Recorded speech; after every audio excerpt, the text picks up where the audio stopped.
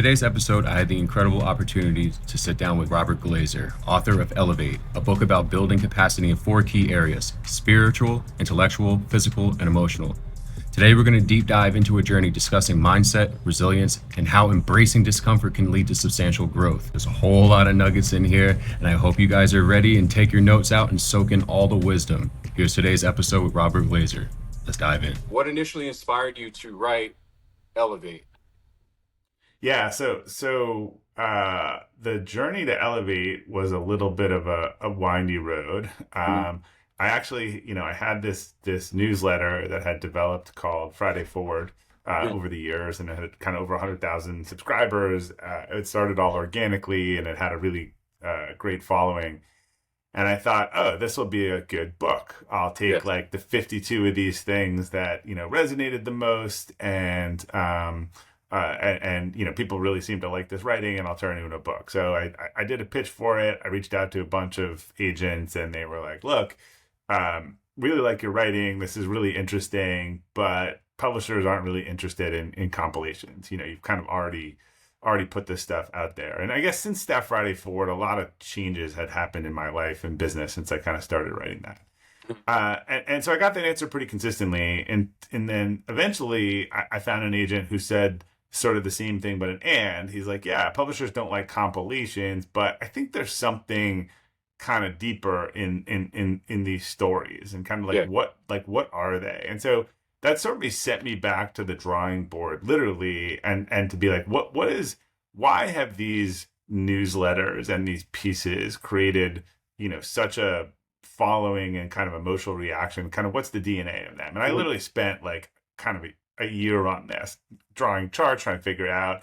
And that process eventually led me to, hey, these kind of all go across these four spectrums of building capacity. And in fact, like, this whole exercise is a Friday Forward is really about building capacity. And so I started kind of going back to the drawing board and writing kind of about that framework, and then weaving in kind of examples of the stories. And sort of after a year of writing and rewriting and rewriting, Elevate kind of came out of that. And then, there was some real interest in that. So it was not what I started to do. There are a lot of lessons in that. I was given good advice and pushed by someone. And eventually I would release that Friday Forward book, but sort of years later, after I had written a couple of other books. Yeah. So what exactly is your background? I think you went to business school, correct? And then what happened after that? No, I did not go to business school. I studied business in undergrad. Sort of, I did a dual program, an interdisciplinary program at Penn, and so I focused on business and industrial psychology. And I was always fascinated by growing businesses and working in and around growing businesses, which led me to sort of the marketing growth discipline. And I had built a company called Acceleration Partners, which has over 300 employees today globally. And in growing that business, I learned a lot about business and people and tactics, and we tried to do things really differently. And actually, our corporate philosophy was really capacity building with our employees. Like a lot of our employees were kind of having the highest level of achievement they've ever had, and it was like, look, what I've been doing personally is what we're doing professionally. Like, how do we make people better holistically? And so I sort of, again, came around that in two ways. And while at AP, I just started writing about things and some of the things that we were doing. And I realized early on that was a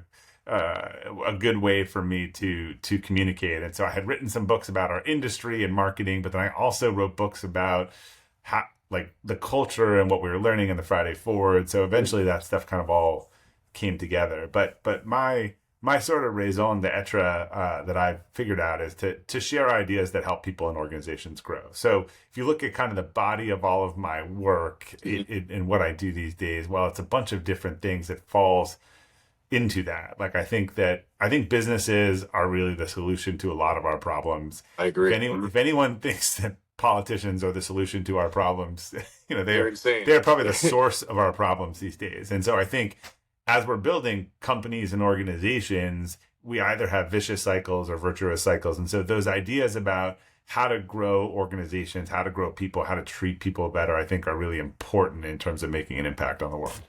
And I love how you use the word holistic. My background is is vast. I started out playing, football professionally. I had a tryout with the New York Giants, played arena football. Then I somehow fell into acting and modeling, and then fell into the fitness world. And I actually had It's my not the own. usual path, but right, everyone's got their yeah. Yeah, everyone has their path. It What was more. position did you play? So I played linebacker, fullback, and then they told me to bulk up and play defensive end. And so I actually bulked up to like 290, almost 300 Wait, pounds. you must weigh half of that these days. Like, I'm 235 now. So all I've right, lost a lot of weight since I hung it wow, up. So when I was 27, I actually had a tryout with the Cleveland Gladiators of the AFL. My very last play of the very last training camp I participated in, broke my ankle and got a concussion. And huh. so the coaches looked at me. They're like, "Look, man, like you're this is a young man's game. It's time to hang it up. What else can you do?" And I was like, I actually was supposed to go to Princeton University to be a screenwriter. And so writing and cinematography, that's actually my first love. So I'm a creative at heart. Yeah, And when I left the football world and went into, acting and modeling and stuff, lived in LA for a little bit, I loved it, but the politics there, I was just like, I don't want to deal with this. Like, I can go do something completely different. So I moved back to Scottsdale, Arizona, and started working in some gyms, working with NFL guys, MLB guys. Um, Fell into a bodybuilding gym, and then I just realized, you know what? I can do this on my own. And what I didn't realize was just because you're great at content creation and great in the social media world, it doesn't make you a good business owner. So I had to learn the hard way. We actually had an award-winning gym here, and we had a great 2-year run, but I was completely burnt out. Me and my wife were just butting heads. Finances were going in the shitter. I didn't surround myself with the right people, and I just got to this point where I was like, okay, what the hell am I doing? What is wrong? How did I get burnt out? And what am I actually good at? Like what is my yeah. actual, skill set? So I actually went to this networking event, and I met this author. I think you might know him, Greg S. Reed. Ever heard of Actually, that no, guy? no, I haven't. He's New York Times bestselling author. He actually worked with and shadowed a couple of the best, I guess, like self-help gurus in the world. And he had me do this drill where essentially I had to write on one side what my skill set was and then what my passions were. Yeah, And it's so like I the wrote, icky guy. Yeah, yeah. And yeah, so I wrote what my skill set was, and then so he was like, "Okay, Ian, on this side, what skill do you think will help you lead to your passions?" I was like, maybe this one can lead to that. He goes, "No, dumbass. All of your skill sets will help you live all of the things that you're passionate about. yeah, So figure out how to use your entire skill set to live the life that you want." And so what is the life that you want? And I just said, freedom. And so from there, I really thought about it. And I'm like, okay, how can I use my skill set to help people? And when I found your book, the capacity building, and the four tenets that you use, the mental, the physical, spiritual, and intellectual, right? yeah. Yep. So Spiritual, intellectual, physical, emotional. They go in that order for a reason. Yeah. yeah. So why? Let's actually stop right there. Why do you put it in that order? Yeah, I think look, you build a house with a good foundation, Agreed. and you and I probably know a lot of people who are really strong on intellectual, physical, and emotional capacity, Mm. and they might look like they are crushing it, but if you actually look behind the window, they climb the wrong mountain, right? Yep. They're world renowned something, and they Yep. actually want to just be something else. Yep. And so I think if you don't start with spiritual capacity, if you don't start thinking about what you value, what you want most, and all that stuff, and don't build from that, Agreed. look, there's a lot of other deficiencies you can have across the capacity spectrum. You can know what you want and fail to get it, but it Yep. just feels like you're more motivated to go to do these other things if you're really clear about what you want, you're really clear about your values. And so I think a lot of us, shaped by our communities or our parents or our teachers, kind of chased a false flag that just isn't Agreed. there's a lot of people out there winning awards for X, and they just want to be in a cabin writing on a lake. Like Yep. they don't care about the car and the whatever, but they were convinced that that was success. Yep. that I fell into that trap. Especially out here in Scottsdale, it is a very superficial Yeah. area. Hustle culture. Yeah. I think that's the nicest way to say it. And everyone gets wrapped in the physical, and I fell into that trap. And when I realized, when I really, was at my lowest point, it was crazy because the most money I ever made, I was probably spiritually and emotionally the worst I've ever felt. Right. And so I And the learned. emotional piece of that is your relationships, right? A lot of emotional capacity is your relationships, right? So now you've surrounded yourself with people for whom that's their litmus test and their judgment. And so it just feels like, oh, like, right? So Yeah, a lot of this stuff is once you have clarity, emotional capacity is two things.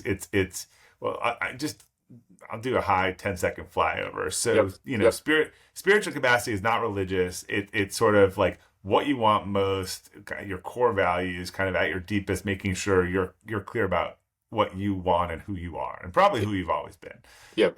Intellectual capacity, this to me is like your personal operating system. This is Mhm. how you learn, plan, execute with discipline, and get better on things, right? Once you ideally know what you want.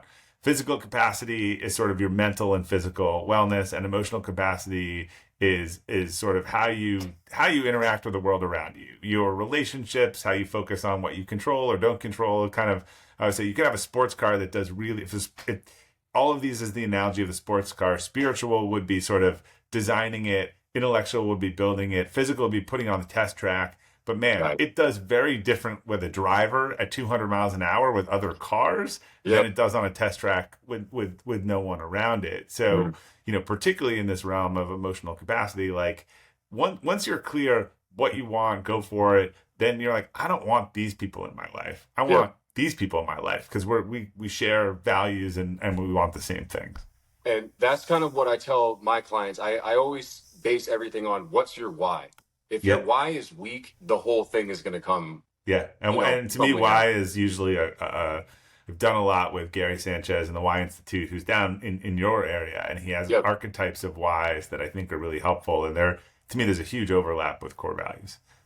So I've actually coined myself as the capacity expansion coach. And the reason why I liked using the word expansion, what I've realized is a lot of people that I've been interacting with out here, when I actually introduced them to your book and I said capacity building, there was a look on a lot of people's faces of just like they look exhausted. They look like I don't have the capacity to do anymore. And so what I've done with a lot of people is that I'm basically empowering individuals and particularly content creators to essentially identify what they're good at and let's build outwards Yeah, with that.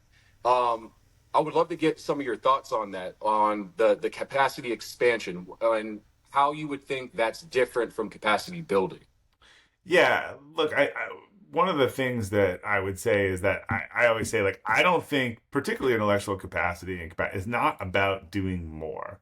Right, Mm, more feels like I'm just throwing on more onto the do list. Part of yes. this is sort of rebuilding the stack. You're When you're locked in on something, we all understand the concept of flow. Like when you're locked in on the right things, you're not tired, you're energized, time goes away, you'll spend all night doing it. Like that's what we're trying to do. And we're not trying to just take on more. We're trying to figure out what are the right things, and in doing that, naturally there will be growth. So yeah, look, I think there's some semantics. There's also some differences, in terms of building your capacity, whether you're building it or expanding it. I think the result is the ability to do more with less. Yes, agreed. More. Back to I the, like I always that. say the operating system analogy in intellectual capacity. And I can give a specific example, but when you upgrade the operating system, it Mm, should process more with less energy, right? It should do mhm. more. So just Yes. as a let's pretend I'm in a business setting and I've never had a difficult discussion with more about needing to fire an employee, right? So this is the first time I've done it. Well, I am probably going to lose 4 nights of sleep. I'm going to be super anxious. I'm going to like it's literally going to consume me for, the entire week. Yep. Now, had I sat down or I had some training or I listened to some podcasts or I worked or I had some experience doing this, like and I know this seems like a crude example, but I think it's important. it would actually require so much less energy to do it. I would sit down, I would know how to have these conversations, they would go well. It wouldn't be 80 hours before of worry and then 10 hours of regret afterwards. So, like, I've uploaded better software to complete the task. So Yeah. all of these things are not about more. Like, you could just do more. This is not a hustle mentality. This is a let's get into that flow and zone and alignment, and like none of this should feel like work, right? This Great. podcast does not feel like work to you, or No, not at all. If yeah, anything, I woke up really, really excited this morning. I woke up at 4 and I told myself, all right, let's go for a run, let's get a lift, let's eat something. And none of this felt difficult for me. right, And because at the end of the day, I want to do this. yeah, And I actually forced myself to film a YouTube video last night, upload it, and just went through the repetitions of it. And I realized, I'm like, Ian, you're not doing anything more than what you've already done. So yeah, I take my experience from the fitness world and the football world. You have to practice before you actually do something. 100%. Business And world sucks at this, by the way. yeah. Like the fitness world, the sports world, the arts world, you practice at like a 10-to-1 ratio. You don't Mhm. do something on the stage or in the game until you practice it. In the business world, we do all kinds of crap without having ever practiced it. Yeah. And it's funny because especially for content creators and people in the digital space, I hear it time and time again. It's like, oh my God, like this video sucked, or this didn't perform, or this digital product didn't sell. And I'm like, look, man, like at the end of the day, like you're practicing. You're Yeah, practicing and ideating and creating new things as you go along. And I actually this is actually a great segue. There's a component that I actually wanted to add to the 4 pillars that you created, and it's specifically for content creators. And I'm just calling it your creative capacity. And if yeah, I had to define it, it's the ability to consistently generate new ideas, innovate, and produce meaningful work. And it's fueled by strong foundations in the let me rewind. And is fueled by strong foundations in the 4 core principal capacities. So essentially, you can't be a good creator, whether it's a content creator, someone who's a COO, even if you're an artist, you can't have the capacity to create consistently if you're not working on those 4 pillars. And I really try to practice these tenets that you've given me. And what I've realized is the spiritual component has been the most important component yeah, to me. And what I've realized is whatever I want to create, it has to come from a place of why. And it has to come from a place of like what my core values are. And so my core values is essentially, how can I show people how to elevate themselves by essentially just leading myself the way that I want to authentically. And I think that we live in a world where people are copycatting all the time, essentially, especially in the social media world. They're just always, there's always a new trend, there's always a new thing, and everyone's just ebbing and flowing with each other. And I'm like, look, at the end of the day, like, you got to do what's right for you. I can't stand all these social media gurus and all these business coaches who are just like, no, like my course is the way, or no, I'm like, guys, there's more than one way to make it, yeah, especially in the digital space. There are billions of people on here. yeah. Um, Real quick, so I just wanted to ask, what someone who's a content creator like me, or someone who's in this transition period, um, I'm essentially running with this capacity expansion coaching. Right now, what I've been doing is I'm working with people who essentially want to pivot in their business and rebrand. And I've been helping content creators basically find who they are and find their authentic voice. What advice would you give me that I could essentially give to them to help them really just not be in the hustle mode? You know what I mean? Kind of just take their time and understand, like, hey, this isn't a rat race. Like, this is a marathon.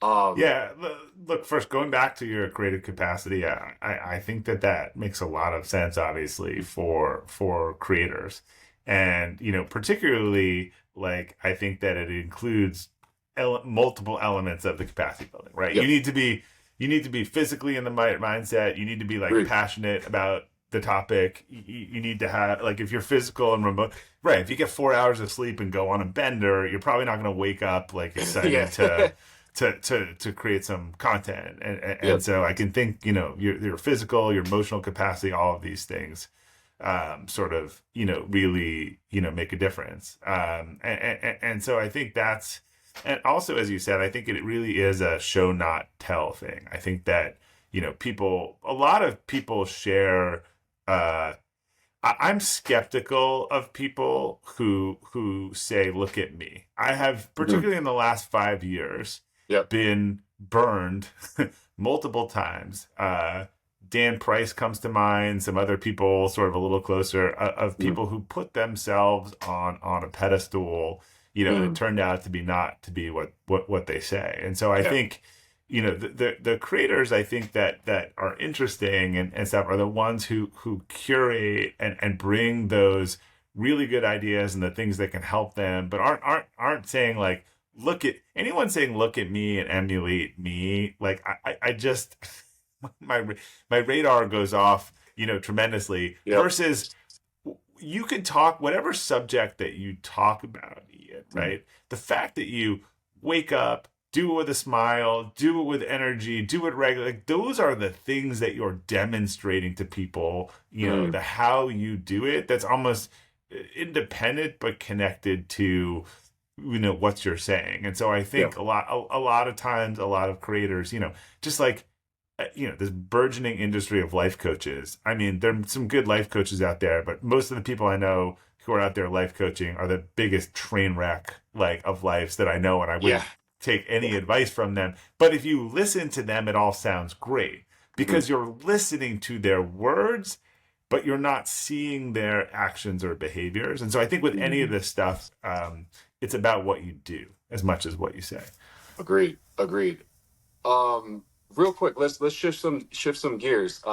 Common challenges. What are some common challenges people face when they're trying to elevate their capacity, and how can they overcome them? Real quick. So one of the things that I've really been doubling down on, I actually am starting a retreat business. We actually have a retreat September 13th to the 15th, and it's actually called the Resilience Tour. And I love how you use that word resilience in your book. Yeah. The mindset and resilience part, you emphasize the importance of mindset and resilience in your work. How can individuals cultivate a resilient mindset and maintain that in the face of adversity? Yeah, look. This is. I'm a big fan of Nassim Taleb's work on anti-fragility, and, like, Mhm. resilience is a muscle, right? And Agreed. if you don't build it, it won't be there. Yeah. When you need it, you can't go lift 100-pound weight if you have never lifted a weight before. And so Mhm. I think you should do things that make yourself physical and mentally uncomfortable. And one thing I've noticed coming out of COVID and with a lot of, like, social media and news and hysterics, like, the world is actually a lot safer than it's ever been. I agree with that. We Yeah. just ever hear about. This is a weird comment to make if you watch the news, but humans are actually better right now than they've been to people probably in the history of time. They're I probably agree. mentally worse, but, like, physically, like, there's less killing and all kinds of other stuff, going on. It just, no one would think that, but the data would show that. And so I think in COVID, we there were things that were uncomfortable and unsafe. We all got really uncomfortable. And then after COVID, the unsafe started falling away, but the uncomfortable still persists. You should, you not safety, like, always on. You should do as many things as possible that are uncomfortable, but Agreed. don't put your life in danger, I right? agree. Where you can emotionally fail, be embarrassed, fall down. One of my favorite inventions when my kids were growing up, and I actually, like, I because I some of my kids have had some anxiety problems when they were younger, and I actually credit this to a lot of them overcoming it. But on these sort of outdoor not exercise, like jungle gym, Yeah, yeah, rope yeah. courses, Uh-huh. things, like 4 or 5 years ago, this company invented this dual clip system so Mhm. that when one clipped, the other released. And what this Ah, did was it let people develop these completely self-service, massive, I can't think of the right, obstacle courses, yeah. Mhm. right? Where you could be very mentally uncomfortable, but you were never, no one had to guide you, and you were never physically in In danger. danger. Yeah. And Yeah. so to me, it was like the perfect lesson metaphor. And my kids and I went on those things, and they were petrified. But as a parent, and they were crying sometimes, but as a parent, I knew they were Yeah. safe. I knew they were Uh-huh. completely safe. And to me, that is the best vortex, is really uncomfortable. But, and I say safe in the, like, again, there's not like bodily harm. Harm. Yeah. Yeah. I think that, especially when I closed down the gym and stuff, it was a very embarrassing, humiliating, and it I'm not gonna lie, man, like it wrecked me for a Yeah. good like 3, 4 months. And because that was my child. And I'm actually have a baby girl on the way, December Oh, 2nd, she's congrats. due. Thank you, thank you. And when I found out my wife was pregnant, there was just a switch that happened. And I realized that, looking back on it, I was truly just trying to seek comfort, and that seeking comfort made things way worse. Yeah. And so, I put myself through kind of like my own like training camp where I was like, all right, man, like you're gonna go run 5 miles. And I'm like, wait, what, why am I gonna run? Because you need to do something really fucking hard right now. And just having Yeah. that reward of doing it, it was like, okay, if I can go outside in 100-degree weather and run Yeah. 5 miles, I can sit here and build a website. Building a website is not as hard as running 5 miles. Yeah, And so picking a it, physical thing every year you've never done before. I Mhm. had a long streak of doing that. I ran an Olympic triathlon. I did a London to Paris bike ride. Like every time you do that, you're like, I can't even tell you how I biked 170 miles in 24 hours because I'd never even done half of that. And I yeah, remember at one point, I was like, I just wanted to quit, but I was like, I don't know. There's something about a bike. If you just keep putting one keep foot in going. the other, it just keeps going. It's not like Yep. running where your heart's going to give out on you. Like it just, yeah, we're shielding kids these days. And one of my next books is on, I think our entire philosophy of parenting over the last 10 to 20 years has done far more harm than good. It's about Mm. shielding, safety, intercepting. Like you should, as a kid, you should figure out as much crap as possible when the Yep. stakes are low. Like being embarrassed because you left your cleats and missed a practice, in the scheme, I know it seems like the worst thing ever, but like that's a good lesson. And the parent Yeah. who actually brings you the cleats 3 times in a row and you forget them, I actually think that's a bad parent. Yeah. Maybe the I first honest. time, but the second time you're like, look, this is on you. Like Yeah. feel the pain that comes with that decision Hmm. so that you want to make changes next time. Agreed. And I love that lesson, and that's something that I definitely want to do with my child, and something that I've kind of like just analyzed with myself after reading your book. I've realized that I don't need to be in a sprint. I don't need to go anywhere fast right now. And Yeah. I just need to take that time to just stack these little wins right now. And I actually want to segue into the business and corporate insights. For someone like me who wants to work with corporations or high profile individuals, what strategies would you recommend, and how can I position myself as a capacity expansion coach to attract more of these opportunities? Yeah, to me, I think very much the strategy is to focus on putting stuff out there that Mm. connects with people, that resonates with them, that they sort of seeing you or anyone as an authority or someone who's to be listened to in that space. Like, I've written a bunch of content, a bunch of things over the years. You also don't look for the instant gratification. I mean, Agreed. this as a creator, it could be 2 years later that someone contacts you about this really good thing that you did 2 years ago, right? Yep. It's almost like if you're looking for the instant return, you're not going to get it. So I think you just keep putting quality out there Yep. consistently without the expectation of a quick ROI. Mhm. And eventually that pays off. I've heard multiple writers and stuff like James Clear. Like James Clear just wrote one of the, most popular books of all time. He wrote articles for 7 years that Mhm. like did nothing for him. Like he just did it twice a week, and then the SEO kicked in, and then eventually the hockey stick kicked in. But if you look, Yeah.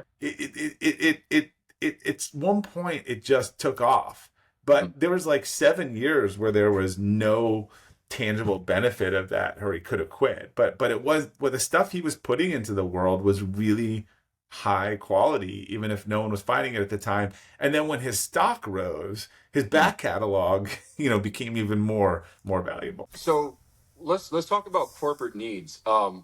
What are corporations or businesses looking for specifically in capacity building initiatives, and how can I tailor my offerings to meet these needs? Yeah, look, talent's the hardest thing out there, the biggest challenge for organizations. And when you hire external talent, there's always inherently a risk that, I always say, when you hire someone externally, you have two risks. Are they a fit for our culture, and can they do the job? Right? When you promote someone internally, you only have that one risk. And obviously you can't do it all the time because they already know that they're fit for the company and the culture. And so I think companies looking at the biggest thing, particularly with Gen Z these days, is they kind of stop. When they stop learning, they leave, right? So Yeah. how do you engage your employees, get them learning, get them excited and feel like the company's helping them build their capacity overall? And then by doing that, you're building the next generation of leaders within your company. How could I be a better marketer for myself to corporations or businesses? And what are some effective ways to communicate my value proposition to them? If you were in my shoes. Yeah, look, if you want to be a speaker, you got to get on any stage, right? Yep. And you go for free or you do whatever, and then you start kind of building up credibility. People like to see that people do it. So I think the best thing you could do is find a company, find a friend, offer to help them, build up that reference case or that example that you can refer to. I mean, we just seen in our business over the years, I guess it's good and it's bad. A lot of clients just, people sign on because they see that we're doing something for someone else and they respect that organization and they assume that they've done their homework. Sadly, this is how Elizabeth Holmes built her board at Theranos, because no one did any back checking, right? They're like, oh, that guy's on the board or she's on the board. Like, I'll join the board. So but look, we all like seeing social proof. And so I would find ways to do that work and then have those case studies. Successful collaborations. Can you share an example of a successful collaboration or partnership in the realm of capacity building that might serve as inspiration or a model for not only for me, but for people who want to do this type of coaching? Yeah, I think you find people who share similar values, similar interests. Gary Sanchez and I, actually did a webinar on how your why and core values interact, and we had over 1,000 people, that signed up for that. Amazing. Awesome. And again, it was because we weren't marketing, we weren't selling. The concepts naturally went together. I think we were teaching. I really believe like the less people sell and the more they try to demonstrate authority, the better better they will be in the long run. There's stuff that works in the short run. We all know when we're being sold stuff by marketers, right? Yeah. And that's something that I'm particularly learning. And I can, I'm not going to say it's a bad thing. It's just something I'm rewiring my mind out of the fitness industry, because I mean, fitness is essentially car sales. Like you're always trying to prove your worth to someone, like, oh, my program's better than this person, buy this, da da da da. And I've realized that now that I'm in this space, it has to be completely different. And providing that what Alex Termazzi says, like that the high value, the free high value thing up front, which is it's the truth. It's like I think Gary Vee said it best. I can give you the answer, and I know that 99% of the people are not going to do this. Yeah. It's that 1% of people that are like, yes, I will buy it. Because why? I know the answer. I just need to learn how to do it in reverse now. I need to understand why I'm doing it. Yeah. And so that's kind of what I'm trying to reposition and reposition my mind frame with. And it's been hard, but I finally get that's what I have to do. But let's move into the future of capacity building. What do you think the future holds for capacity building, and how can individuals and organizations stay ahead of the curve? Yeah, like to me, this is the holy grail of, it's very hard to know in a changing world like what specific skills your employees are going to need from year to year. And look, if you weren't focused on AI, you can switch to AI and you can get that curriculum. What you can't do is sort of like make them better overnight, make them Mhm. more disciplined, healthier, comfortable in their direction, having better relationships, having positive feedback loops. But to me, that's the building block of any employee improvement. So that's the opportunity that to me is the timeless thing that companies can work on, right? You're Got it. never going to be giving people the wrong skills by having them more clear about what they want, better rested, healthier, diving into learning. And then you can feed in the things, the on the job training. But again, I'm a big fan in both. When you think about the sports teams, again, that build championship teams, Yep. it's really hard to do it through free agency, right? You've Yeah, got to. it's impossible. It's actually the same salary cap problems, Yep. because when you go onto the market, people are overpriced. There's a lot of stuff you don't know about them. I think it's fascinating every year that every team in the NFL throws money at the guy that the person who Yeah. saw them every day in practice and had the best look on him and whatever says, this guy's not worth it. Yep. So similarly, I think you build championship teams by having a core, having them on rookie contracts, kind of Mhm. building them up and not having to totally rely on the market, which the same thing, either their performance isn't good or they're not a good fit for the team, half the time. I think the average actual lived out contract of an NFL free agent is less than 2 years, Yep. which, Exactly. which Yep. is crazy. Uh-huh. Yeah. Yeah. So you brought up a good point, and this is actually off the topics that we were talking about. I was just thinking about this. In football, you're able to actually quantify the progress of a player. Like now you have GPS tracking. You can see how fast they're running, how many miles they ran in practice, their hydration levels and stuff.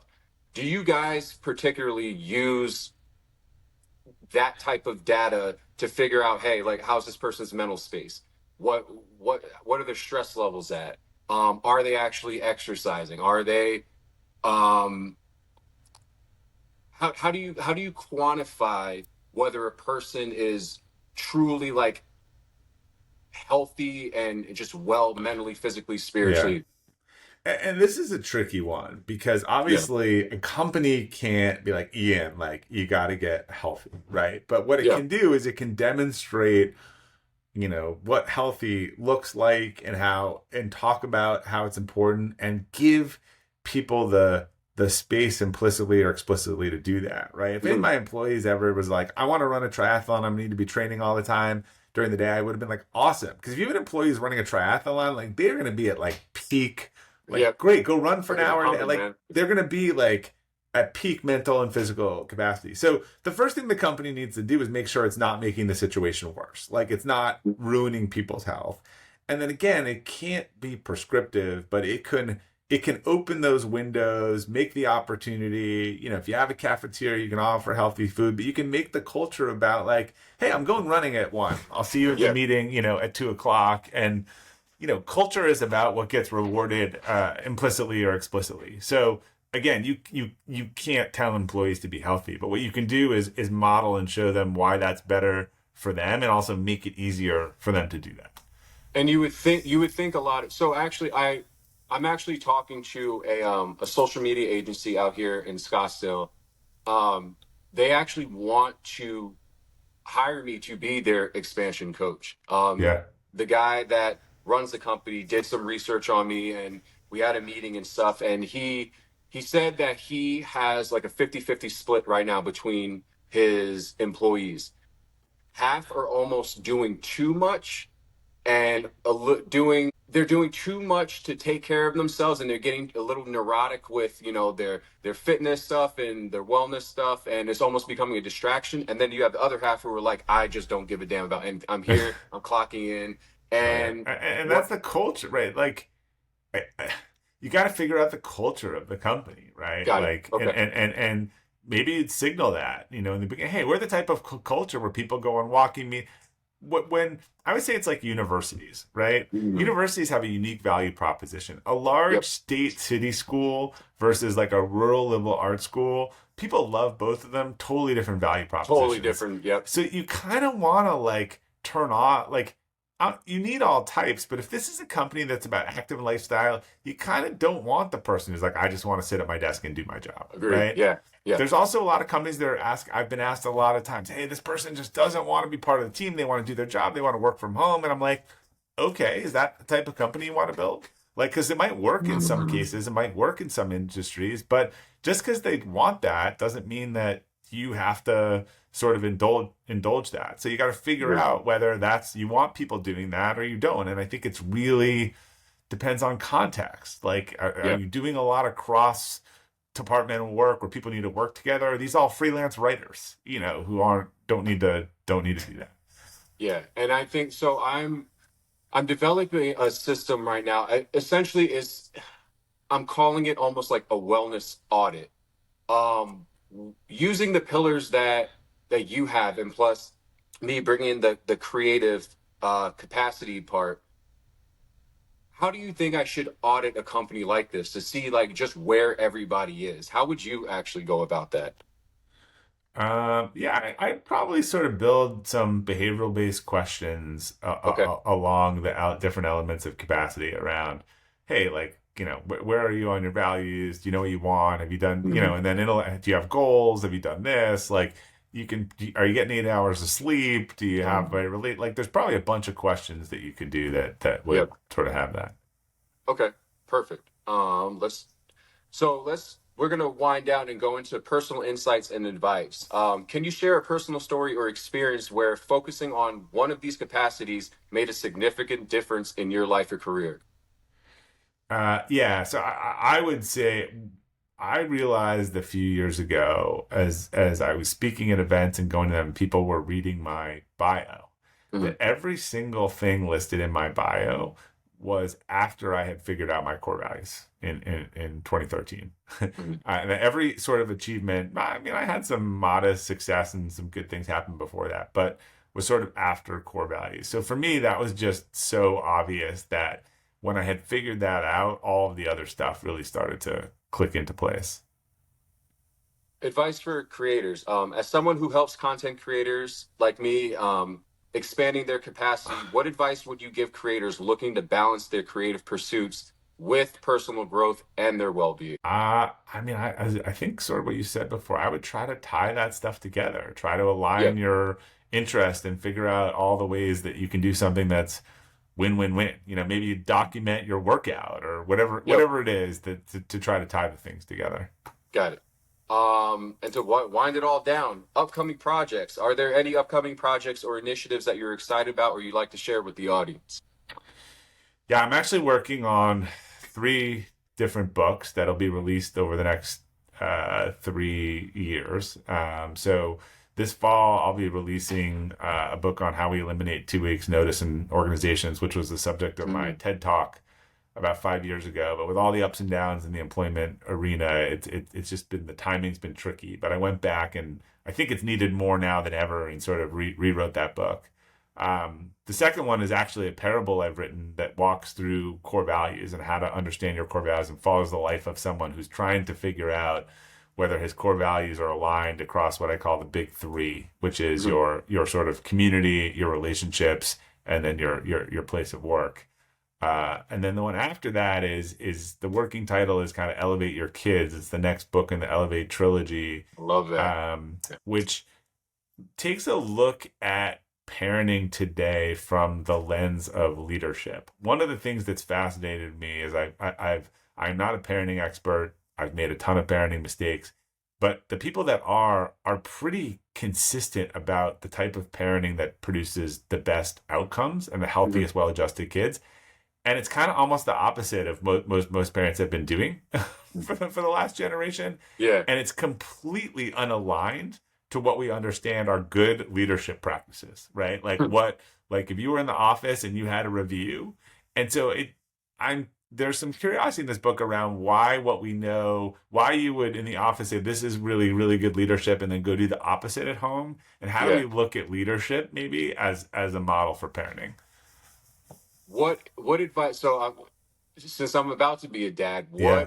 what is the one thing you would strongly recommend that I do not do as a father? Don't read too much advice, right? I think that's where we're Okay. actually coming, is that we've over expertized parenting, and we've had people kind of go against their gut and their better instinct, and too many experts and too many specialists. I actually, what we need to do is bring parenting back, and childhood back like 20 or 30 years, right? I Like agree. play, Mm. outdoors, less technology, Yep. more independence, kind of all of the things that like a summer camp experience like provides you, if you can do that.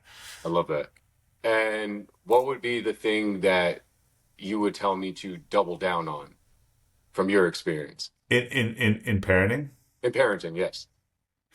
I would double down on going against your instinct to be overly involved and track your kids and make sure they're safe, and all that stuff. And I would like really let them figure stuff out, right? Let them struggle. Kids, they're so good at this naturally until we get that. Think about learning to walk. The kid will struggle for Yep. 3 months learning to walk. And then all of a sudden, No one sends them to a coach or an expert yeah, or a therapist to deal with their struggling about. Actually, like, it sounds so ridiculous to say that, but in other contexts, as soon as someone struggles, that's exactly what we do. Like it's part of the process of learning to walk. so to wrap this all up, any parting wisdom that you'd love to give the creators and the people who are aspiring to become high performers? What's the one nugget of wisdom that you would want to give them to just have them just start? Well, the first nugget I would give is repeating what you just said. I would say just start. Like that's always a good, like, in your head or otherwise. Yeah. The other is sort of probably one of my favorite quotes, which is how we do anything is how we do everything.